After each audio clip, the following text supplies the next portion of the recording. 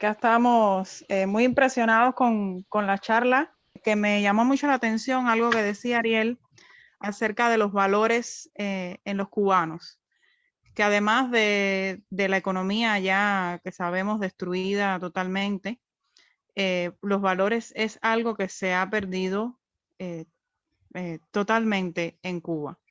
Y como también decía Ariel, es muy fácil, o bueno, no vamos a decir que tan fácil, pero es mucho más fácil restaurar la economía que restaurar esos valores en Cuba.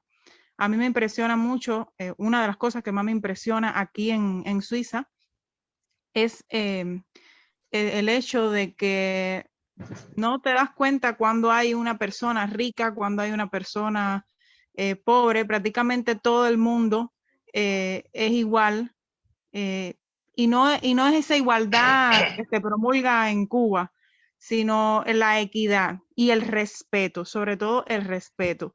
Usted va a un hospital y puede ser el banquero más famoso de Zurich, y puede ser también una simple emigrada como yo, y lo van a atender del mismo modo, con el mismo respeto, le van a dar la atención que usted necesita. Eso es algo que me impresiona muchísimo de acá de los suizos. Ahora, mi pregunta para Ariel es la siguiente. Ariel, ¿cómo tú crees qué fórmula pudiéramos usar los cubanos, no solamente los que están dentro de Cuba, sino también los que estamos fuera? ¿Qué fórmula podemos usar para rescatar esos valores ya desde ahora? No vamos a esperar, pienso yo, no debemos esperar a que se acabe de destruir ese país, o a que se acabe de acabar, valga la redundancia, el comunismo, ¿verdad? La dictadura en Cuba. ¿Cómo podemos sanar el odio Bueno, entre mira, cubanos? bueno, ¿Qué mira, fórmula te voy a deberíamos responder, utilizar? te voy a responder. La fórmula de los valores es igual a una palabra muy sencilla, se llama familia. Lo primero que hizo Fidel Castro fue destruir a la familia cubana, porque destruyendo la familia cubana destruía las creencias religiosas o espirituales, destruía las creencias en aspiraciones más allá de vivir como un individuo, es decir, de tener aspiraciones políticas, de tener aspiraciones sobre el desarrollo del país, sobre el curso del desarrollo del país.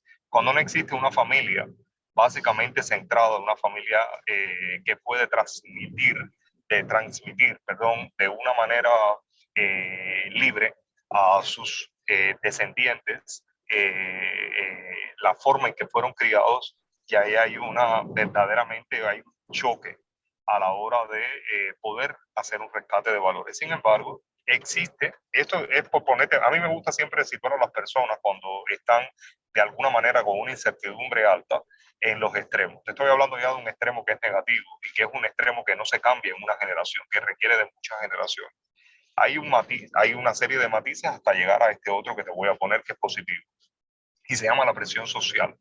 La presión social es lo que te hace a ti, independientemente de que estés en Suiza o en los Estados Unidos, entrar por el aro. Es decir, comportamentalmente tú imitas, porque los seres humanos no somos diferentes de ningún otro mamífero, incluso de aves, de reptiles y demás. Donde existen cuidados parentales, existen patrones de imitación. Nosotros somos un reflejo de nuestros padres, como lo son el resto de los mamíferos, de cómo los criaron sus padres con instintos que pueden ser matar, robar, presumir, toda una serie de cuestiones inherentes ya al ser humano, básicamente, y a los animales para sobrevivir, pero al ser humano para ganar en lo que son todos los pecados capitales, la codicia, la avaricia, todo, la gula, todo eso que te puede llevar a perder la conducta. Sin embargo, existen esas presiones sociales, esos aprendizajes sociales. Y es cuando la sociedad te genera un marco en el comportamental. Así muchísima gente que robaba en Cuba, cuando llega a los Estados Unidos, porque la mayoría de ellos a donde llega a los Estados Unidos por un problema de que básicamente es nuestro vecino más cercano y poderoso, cuando llegan allí, saben esas personas que si van a robar, son personas que van a ir directamente a la cárcel cuando cuando se encuentren. Claro que algunos todavía siguen delinquiendo, claro que existen mecanismos reales, sociales de discriminación. Por ejemplo, en un momento, los que salieron emigrados en el 59, en el 60, discriminaban a los que salieron en el 80, y los del 80, que eran los balseros, los marielitos, perdón, a los balseros de primera ola, y después los de segunda oleada y los de tercera oleada. Obviamente, cada vez que se van gente masivamente de la sociedad cubana, cercanos a nuestra contemporaneidad, son más salvajes, porque obviamente eso es lo que aprendieron a vivir socialmente, no solo en su casa, sino socialmente. Entonces, con esto lo que te quiero responder es una cosa muy simple. Cuando una sociedad tiene marcos rígidos, cuando una sociedad tiene marcos rígidos comportamentales sobre valores, que no tiene nada que ver con derechos y libertades, te voy hablando de valores, básicamente, y que se aplican a todos por igual, entonces básicamente la gente empieza a imitar un patrón de comportamiento. Pero obviamente si tu sociedad lo que genera son los vicios, si tu sociedad lo que genera políticamente es el arribismo, es el populismo, es el robar a toda costa, entonces evidentemente tú no vas a imitar otro patrón que no sea ese. Es decir, tienes el patrón básico, que es el de la familia destruido, y tienes el patrón más holístico, que es el de la sociedad, en el cual tú te desenvuelves también destruido.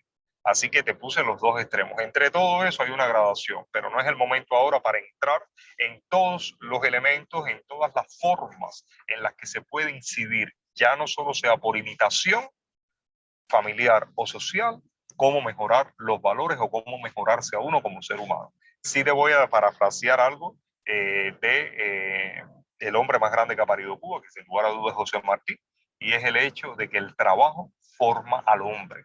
Cuando tú le ofreces en una sociedad posibilidades de trabajo remunerado, honestamente, claramente, del cual pueda vivir esa familia, entonces la mejor manera de formarlo.